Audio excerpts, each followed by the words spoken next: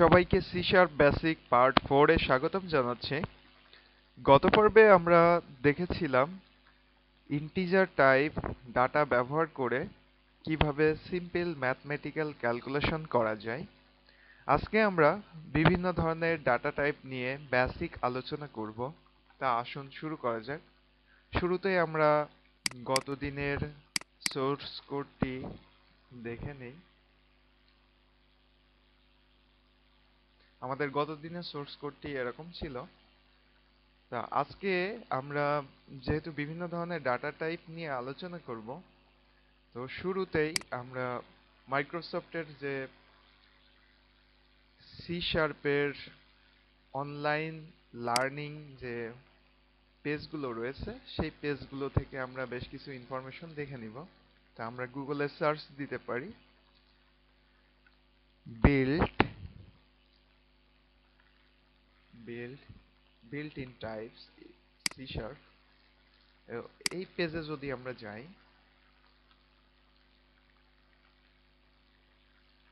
সেখানে আমরা সি শার্পের যে যে ধরনের ডাটা টাইপ ব্যবহার করা হয় সবগুলো ডাটা টাইপ সম্পর্কে এখানে বলা আছে। তো সি শার্পের ডাটা টাইপগুলো হচ্ছে বুল, অর্থাৎ বুলিয়ান টাইপের data, byte, S byte, character, decimal, double, float, integer, unsigned integer, long integer, U long, object, short, U short, string. এবং এই ডাটা টাইপ সমূহ আহ, কোন নেম স্পেসের অন্তর্গত সেই নেমের স্পেসগুলো এখানে উল্লেখ করা আছে। অর্থাৎ বুলিয়ান টাইপের data system dot Boolean name স্পেসের অন্তর্গত। আমরা পাশে দেখতে পাচ্ছি ইন্টিগ্রাল টাইপ টেবিল। আমরা যদি এই টেবিলটিকে পাশে ওপেন করি, সেক্ষেত্রে আমরা এখানে দেখতে পারবো যে ইন্টিগ্রাল টাইপের ডাটা কোনগুলো। তো এখানে টাইপ আছে এবং পাশে রেঞ্জ উল্লেখ করা আছে। অর্থাৎ এখানে আমরা যদি এস বাইট দিয়ে কোনো ভেরিয়েবল ডিক্লেয়ার করি, সেক্ষেত্রে আমরা সাইন ব্যবহার করতে পারবো এবং আমাদের রেঞ্জ হবে -128 থেকে +127 পর্যন্ত। এবং আহ, এবং এই রেঞ্জের মধ্যে এর সাইজ হবে 8 বিট ইন্টিজার। অর্থাৎ আমরা ম্যাক্সিমাম 256 পর্যন্ত আমরা ব্যবহার করতে পারবো। মোট 256টি আমরা ভ্যালু আমরা ব্যবহার করতে পারবো। অর্থাৎ -128 থেকে +127 পর্যন্ত মোট 256টি ভ্যালু আমরা ব্যবহার করতে পারবো। এবং আমরা যদি বাইট ব্যবহার করি, সেক্ষেত্রে আমরা সাইন ব্যবহার করতে পারবো না। অর্থাৎ আমরা 0 থেকে 255 মোট 256টি ভ্যালু আমরা ব্যবহার করতে পারবো। একইভাবে ক্যারেক্টার, শর্ট, ইউ শর্ট এর যে রেঞ্জ আছে সেই রেঞ্জগুলো এখানে দেখানো হচ্ছে।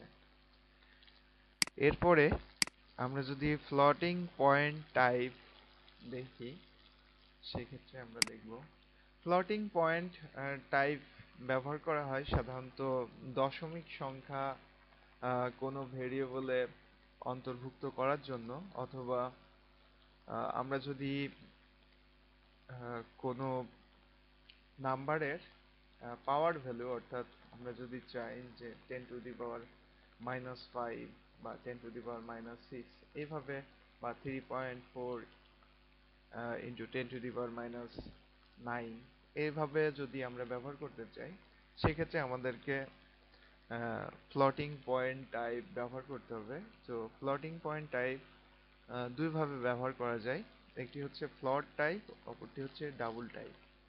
তো ফ্লোট টাইপ আমাদের যখন 7 ডিজিটের মধ্যে আমরা রাখতে পারবো কোনো দশমিক সংখ্যাকে, তখন আমরা ফ্লোট ব্যবহার করব। এবং যখন আমাদেরকে আরো বড় কোনো দশমিক সংখ্যা ব্যবহার করতে হবে, তখন আমাদেরকে ডাবল ব্যবহার করতে হবে।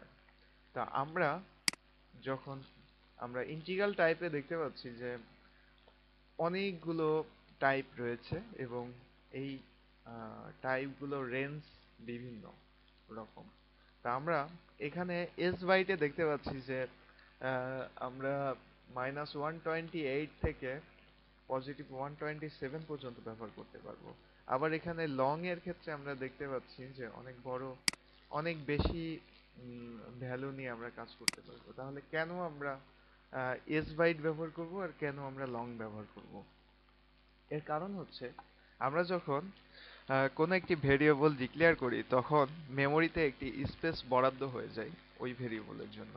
তো আমরা যদি এস বাইট ব্যবহার করি সেক্ষেত্রে আমাদের মেমোরিতে স্পেস প্রয়োজন হবে কম, অর্থাৎ 8 বিট স্পেস বরাদ্দ হবে। এবং আমরা যখন লং টাইপ ডিক্লেয়ার করব তখন 64 বিট মেমোরিতে স্পেস ব্যবহার করবে। তো যার কারণে আমরা যখন কোনো সফটওয়্যার তৈরি করব তখন স্পেসের বিষয়টি আমাদেরকে, মেমোরি স্পেসের বিষয়টি আমাদেরকে মাথায় রাখতে হবে। এই জন্য আমরা কি ধরনের ভ্যালু আমাদের ভেরিয়েবলে ব্যবহার করতে হবে সেই বিষয়টি বিবেচনা করে আমাদেরকে ভেরিয়েবলগুলো ডিক্লেয়ার করতে হবে। অর্থাৎ ম্যাক্সিমাম কত ভ্যালু হতে পারে কোনো একটি ভেরিয়েবলে সেই বিষয়টি আমাদেরকে বিবেচনায় রেখে আমাদেরকে ভেরিয়েবলগুলো ডিক্লেয়ার করতে হবে। এবং অবশ্যই আমরা চাইবো না যে আমাদের প্রয়োজনের তুলনায় অনেক বেশি মেমোরি ব্যবহৃত হোক। এই হচ্ছে মোটামুটি বেসিক। এরপরে যেটি রয়েছে ডিফল্ট ভ্যালু টেবিল। আমরা ডিফল্ট ভ্যালু টেবিল থেকে যে কোনো ডাটা টাইপের ডিফল্ট ভ্যালু কত সেটি আমরা জেনে নিতে পারি। অর্থাৎ আমরা যদি বুলিয়ান টাইপের কোনো ভেরিয়েবল ডিক্লেয়ার করি এবং তাতে যদি কোনো ভ্যালু অ্যাসাইন না করি সেক্ষেত্রে ডিফল্ট ভাবে সেই ভেরিয়েবলের ভ্যালু হবে ফলস। এবং বুলিয়ান টাইপের ডাটার ক্ষেত্রে সাধারণত দুইটা ভ্যালু হতে পারে, একটি হচ্ছে ট্রু এবং অপরটি হচ্ছে ফলস। অন্যান্য প্রোগ্রামিং ল্যাঙ্গুয়েজে 0 এবং 1 বুলিয়ান টাইপে ব্যবহার করা যায়, কিন্তু সি শার্পের ক্ষেত্রে ফলস এবং ট্রু ব্যবহার করতে হবে। এবং বাইটের ক্ষেত্রে ডিফল্ট ভ্যালু হচ্ছে 0, ক্যারেক্টারের ক্ষেত্রে ডিফল্ট ভ্যালু হচ্ছে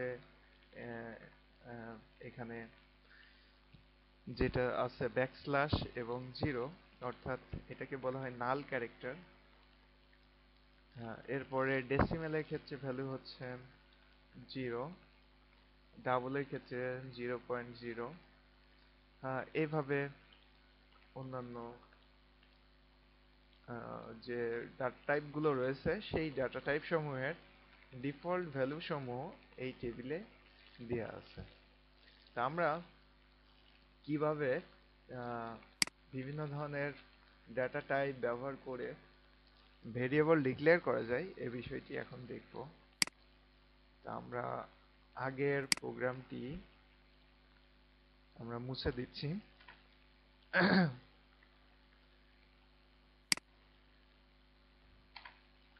তো আমরা এখানে একটি বুলিয়ান টাইপের ডাটা ভেরিয়েবল আমরা ডিক্লেয়ার করব।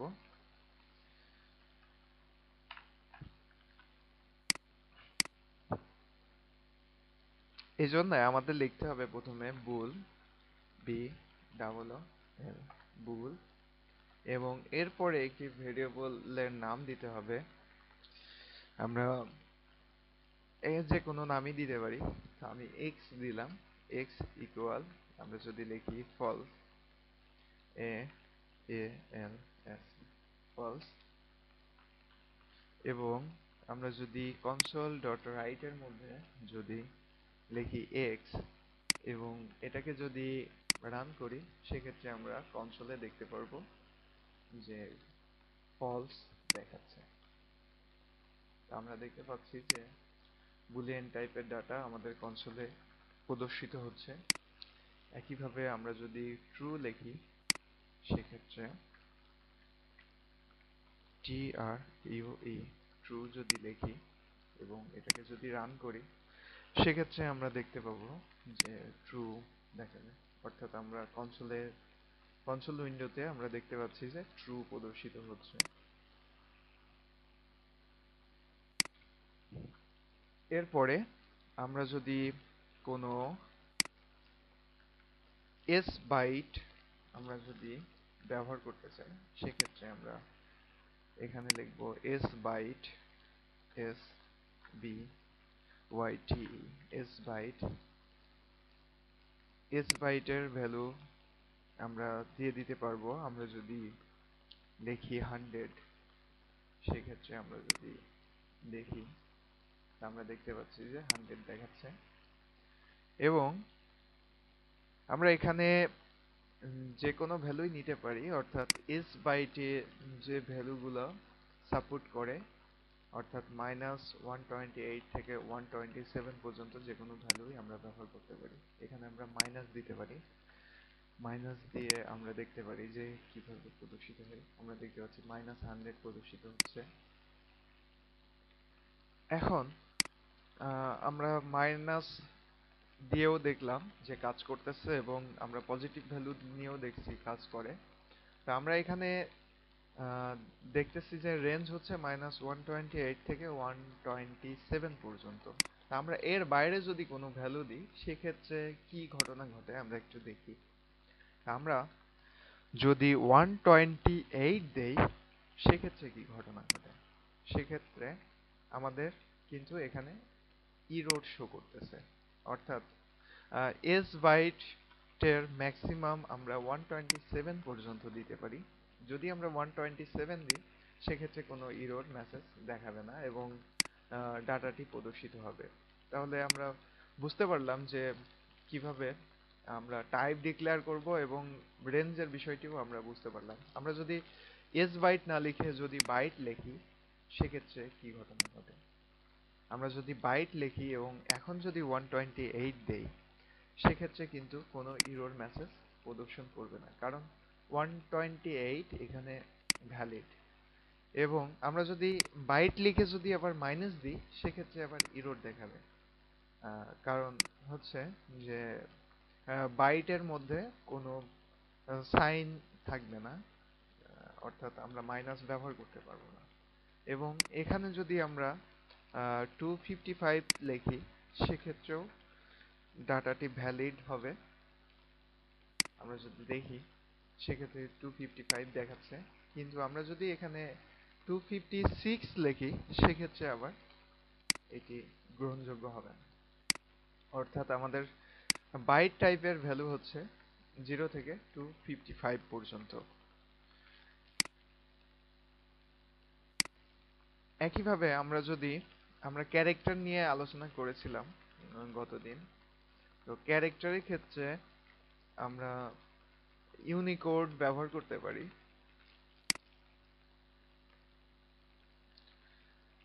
ক্যারেক্টারের ক্ষেত্রে আমরা কিভাবে ক্যারেক্টার টাইপের ভ্যালু নিয়ে এই ক্যারেক্টার টাইপের ডাটা নিয়ে কাজ করতে পারি, সে বিষয়টি আমরা এখন দেখব। ক্যারেক্টার ডিক্লেয়ার করতে গেলে আমাদেরকে CHAR ব্যবহার করতে হবে, এবং এরপরে ভেরিয়েবলের নেম দিতে হবে। এবং ক্যারেক্টারের ক্ষেত্রে ভ্যালু হতে পারে ইউনিকোড ভ্যালু হতে পারে। ইউনিকোড ব্যবহার করার জন্য আমাদেরকে ইউনিকোডের নাম্বার ব্যবহার করতে হবে। অর্থাৎ বিভিন্ন ক্যারেক্টারের ইউনিকোড ভ্যালু আছে, সেই ভ্যালুগুলো আমাদেরকে ব্যবহার করতে হবে। আমরা যদি এক্স প্রদর্শন করতে চাই, সেক্ষেত্রে এক্স এর ইউনিকোড ভ্যালু হচ্ছে 0058। তো এক্ষেত্রে আমাদেরকে এখানে লিখতে হবে ইউ। আমরা একটু দেখে নিতে পারি যে কিভাবে ক্যারেক্টার ডিক্লেয়ার করতে হবে। তা আমরা এখানে দেখতে পাচ্ছি যে আমাদেরকে ক্যারেক্টার ব্যবহার করতে হলে আমরা যদি সরাসরি কোনো লেটার ব্যবহার করি, সেক্ষেত্রে আমরা সিঙ্গেল কোটেশনের মধ্যে আমরা রাখতে পারি। এবং আমরা যদি ইউনিকোডে ভ্যালুটি দিতে চাই সেক্ষেত্রে আমাদেরকে \u দিয়ে আমাদেরকে ইউনিকোড ভ্যালুটি লিখতে হবে। অর্থাৎ আমরা এখানে সিঙ্গেল কোটেশন দিতে পারতাম। সিঙ্গেল কোটেশন দিয়ে আমরা যদি x লিখি সেক্ষেত্রে আমরা দেখব যে x প্রদর্শিত হচ্ছে। অথবা আমরা এখানে দিয়ে u লিখে আমরা 0058 লিখতে পারি। এখন যদি আমরা প্রদর্শন করি সেক্ষেত্রে আমরা দেখতে পাচ্ছি x প্রদর্শিত হচ্ছে এবং আমরা ইউনিকোড চার্ট থেকে যে কোনো কিছুই প্রদর্শন করতে পারি এভাবে। আমরা যদি a প্রদর্শন করতে চাই সেক্ষেত্রে আমাদের লিখতে হবে 0041 00 আমরা যদি 41 লিখি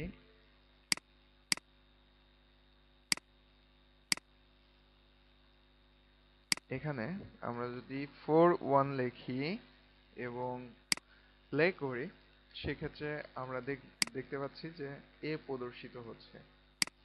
তো এভাবে আমরা ক্যারেক্টার নিয়ে কাজ করতে পারি। আমরা ইউনিকোডের যে চার্ট রয়েছে এই চার্ট দেখে যে কোনো ইউনিকোড ক্যারেক্টার আমরা ব্যবহার করতে পারবো অথবা আমরা সরাসরিও ব্যবহার করতে পারি।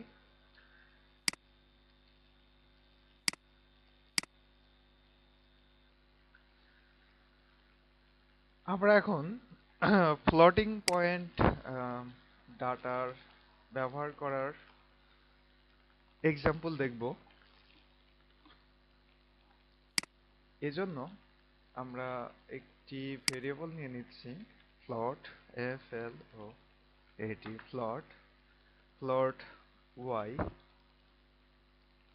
তো ফ্লোটের ক্ষেত্রে আমাদেরকে ভ্যালু দিয়ে দিতে হবে যে কোনো দশমিক ভ্যালু আমরা ব্যবহার করতে পারি এখানে। এক্ষেত্রে আমি 4.5 ব্যবহার করছি।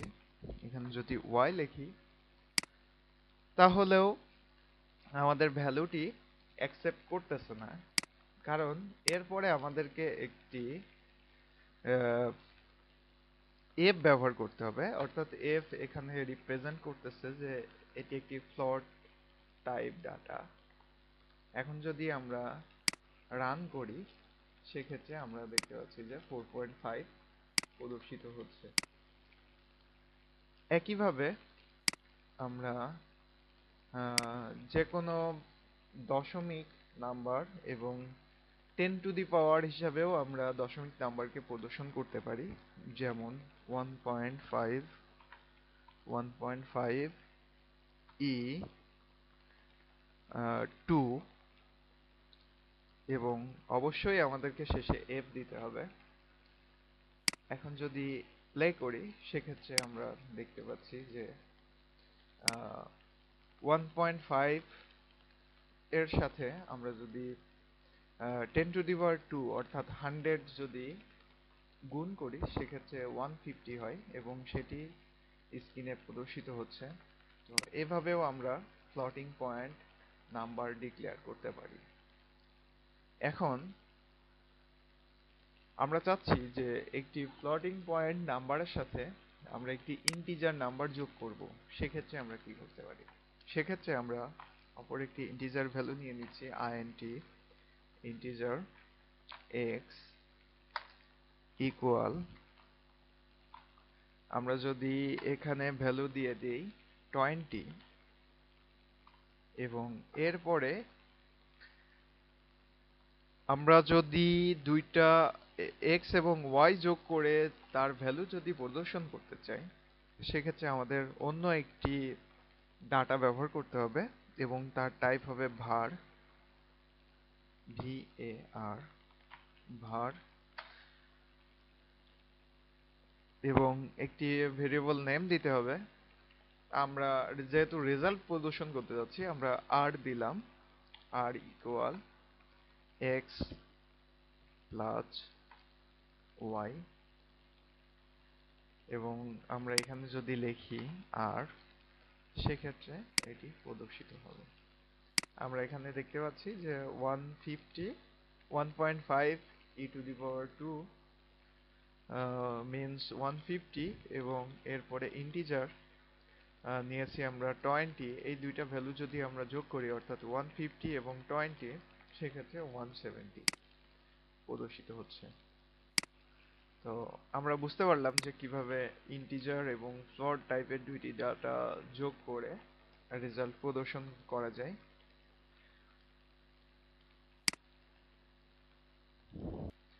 একইভাবে আমরা যদি ডাবল টাইপ কোনো ডাটা ব্যবহার করতে চাই, সেক্ষেত্রে আমাদেরকে লিখতে হবে ডাবল, এবং আমরা যে নাম্বারটি ডাবল টাইপ হিসেবে ব্যবহার করতে যাচ্ছি তারপরে একটি সাফিক্স ব্যবহার করতে হবে ডি। এই ডিটি ছোট হাতের হতে পারে বা বড় হাতের হতে পারে। আমরা ব্যবহার করে দেখি। আমরা ঠিক এই সেম ভ্যালুটি যদি আমরা ডাবল হিসাবে ডিক্লেয়ার করি, সেক্ষেত্রে কি ঘটনা ঘটে। এখানে ডি ও ইউবিএলই ডাবল, এবং এক্ষেত্রে আমাদের সব শেষে লিখতে হবে ডি। এখন যদি আমরা দেখি, সেক্ষেত্রেও আমরা দেখতে পাচ্ছি যে একই রেজাল্ট দিচ্ছে, অর্থাৎ আমাদের ডাটাটি সঠিকভাবে কাজ করতেছে। এখন আমরা একটু দেখি যে আমরা কেন ফ্লোট ব্যবহার করব এবং কেন ডাবল ব্যবহার করব। তা আমরা যদি এখানে দেখি, সেক্ষেত্রে আমরা দেখতে পাচ্ছি যে ফ্লোটের ক্ষেত্রে অ্যাপ্রক্সিমেট রেঞ্জ হচ্ছে 1.5 থেকে 1.5 e to the power minus 45 থেকে 3.4 e to the power 34 পর্যন্ত। তো আমরা কখনোই 3.4 e to the power 34 এর বেশি ফ্লোটিং পয়েন্ট কোনো নাম্বার ব্যবহার করতে পারবো না। এই বিষয়টি আমরা যদি খেয়াল করি, আমরা এখানে প্লট করে দিই FLOAT প্লট, এবং এখানে যদি আমরা লিখি 3.4 e to the power 34, এবং অবশ্যই আমাদের সাফিক্স ব্যবহার করতে হবে f। এখন আমরা দেখতে পাচ্ছি যে নিচে কোনো রেড আন্ডারলাইন নাই, অর্থাৎ এই ভ্যালুটি ভ্যালিড। কিন্তু এখানে যদি আমি 39 লিখি, সেক্ষেত্রে রেড আন্ডারলাইন আসছে, অর্থাৎ এই ভ্যালুটি ফ্লোটিং পয়েন্টের জন্য ভ্যালিড নয়। আমরা যদি 38 দিই, 38 পর্যন্ত এটি ভ্যালিড হবে, এবং এরপরে 39 করলে এটি ইনভ্যালিড হয়ে যাচ্ছে। কিন্তু আমরা যদি এখানে ফ্লোটের পরিবর্তে আমরা যদি ডাবল দিই, ডাবল, এবং এখানে যদি আমরা ডি লিখি, সেক্ষেত্রে আবার 3.4 e to the power 39 এই ভ্যালুটি ভ্যালিড, এবং আমরা সেক্ষেত্রে 1.7 e to the power 308 পর্যন্ত ব্যবহার করতে পারবো। অর্থাৎ আমরা যদি এখানে লিখি 1.7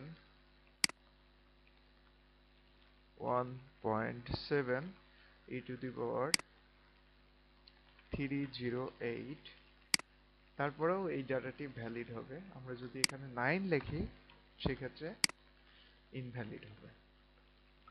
তো এই হচ্ছে ব্যাপার। আমরা কোথায় ফ্লোট ব্যবহার করব এবং কোথায় ডাবল ব্যবহার করব, এই বিষয়টি আশা করি সবাই বুঝতে পেরেছেন। তো আজকের মতো এখানেই শেষ করছি। আশা করছি সবাই সি শার্পের বেসিক ডাটা টাইপ সম্পর্কে বুঝতে পারলেন, এবং আমরা পরবর্তী বিভিন্ন এক্সাম্পলে এই ডাটা টাইপ সমূহ ব্যবহার করে কাজ করব। সবাইকে শুভকামনা জানিয়ে আজকের মতো এখানেই শেষ করছি। সবাইকে ধন্যবাদ।